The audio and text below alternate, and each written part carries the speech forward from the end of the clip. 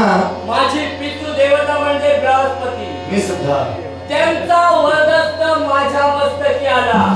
त्यावेळी हा फक्त अग्नीनं पेटलेला देह शांत झाला.